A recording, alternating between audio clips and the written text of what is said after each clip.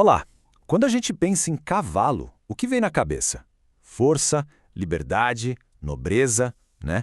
É quase automático. Mas e se a verdadeira origem desse símbolo todo não tivesse nada a ver com campos ensolarados, mas sim com a escuridão mais profunda? Pois é, a história oculta do cavalo é bem mais complexa e, olha, muito mais reveladora do que parece. Então, a pergunta que vai guiar essa nossa conversa é exatamente essa. O que o cavalo representa além do óbvio, sabe? Além da força e da nobreza? A resposta para isso leva a gente para um território bem inesperado, um lugar que fala muito sobre os nossos próprios medos e também sobre os nossos desejos. E é aqui que vem a primeira grande virada. Existe uma crença bem antiga que associa o cavalo diretamente com as trevas do mundo ctoniano. Ctoniano?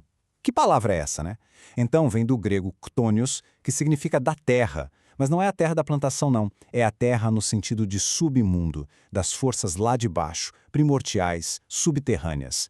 Ou seja, a origem simbólica do cavalo é a própria escuridão. Beleza, então nosso ponto de partida é esse, o cavalo estoniano, o tal filho da noite. É bom pensar nele não como o bicho, o animal em si, mas como uma força da natureza mesmo. Uma energia que brota do mistério, do que a gente não conhece, e que acaba servindo de ponte entre o que a gente vê e o que é invisível.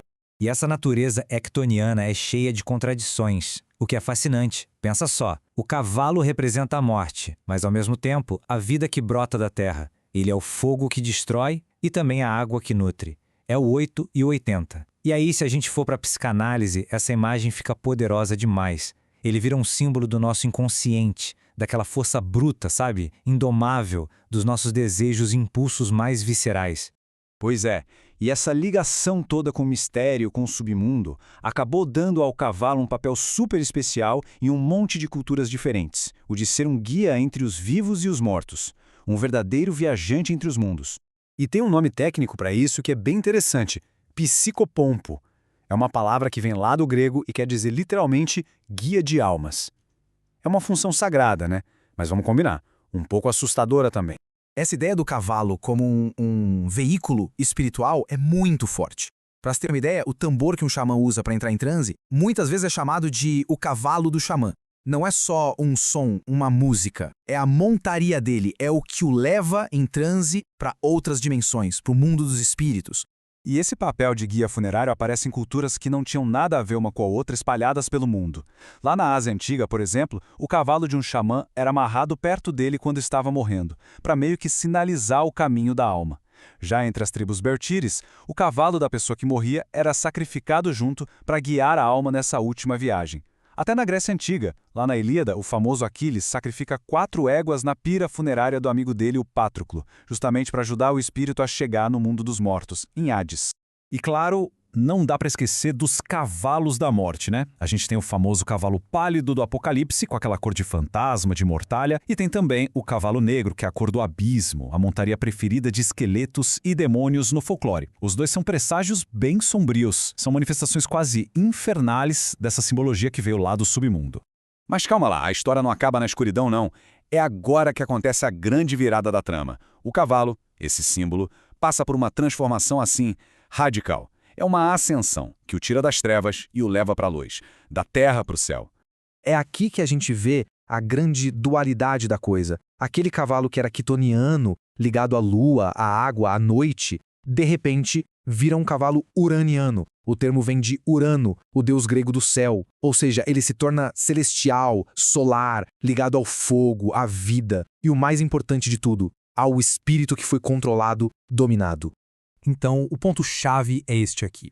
O cavalo branco celestial não é só um bicho bonito. Ele é o símbolo da vitória da razão sobre o instinto, do espírito sobre o desejo. É uma grande metáfora para o autodomínio, sabe? Para aquela conquista de pegar nossas energias mais selvagens e transformar em algo sublime. E o melhor exemplo disso é o Pégaso. Pensa bem, ele nasce de uma coisa horrível, monstruosa, o sangue da Górgona. Uma origem totalmente ctoniana lá de baixo. Mas qual é o destino dele? O céu. Ele vai levar os raios para Zeus, o chefão dos deuses. O Pégaso é a própria imagem da sublimação em forma de cavalo. Ok, Essa dualidade toda nos leva para outra dinâmica que é super importante, a relação entre o cavaleiro, que é a razão, e a montaria, que é o instinto. Mas e se essa relação se invertesse? Pois é, em rituais de possessão, como acontece no voodoo, por exemplo, a metáfora é virada de ponta cabeça de um jeito muito forte. A pessoa não vai montar o cavalo, ela se torna o cavalo. Ela vira o veículo para que uma divindade possa cavalgar e se manifestar aqui no nosso mundo. Vamos entender como isso funciona na prática. O iniciado no ritual é chamado de cavalo de seu Loa. O Loa é o espírito divino.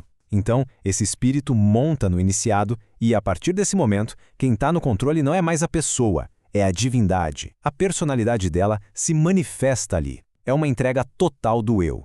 Então, quando a gente junta todas essas peças, o cavalo do submundo, o cavalo que sobe aos céus, o instinto, a possessão divina, a gente percebe que o cavalo não é só mais um símbolo. Ele é um arquétipo universal completo. Fica bem claro, né? O cavalo consegue carregar os maiores opostos da existência. Ele representa tanto a morte quanto a vida, o desejo e o espírito, a guerra e a majestade, a sombra e a luz, o possuído e o divino, o veículo e também o guia. E aqui está a grande sacada, a conclusão de tudo isso. O poder simbólico do cavalo vem justamente da capacidade dele de ser uma ponte. Ele não pertence só ao mundo de baixo, nem só ao mundo de cima. Ele transita entre os dois, conectando esses opostos. E por fazer isso, ele acaba representando o próprio cosmos. E para fechar, fica uma reflexão. Se o cavalo é esse espelho tão completo, que opostos ele revela dentro de cada um? Qual é o nosso cavalo sombrio, aquele que vem das profundezas? E qual é o nosso cavalo de luz, que busca os céus?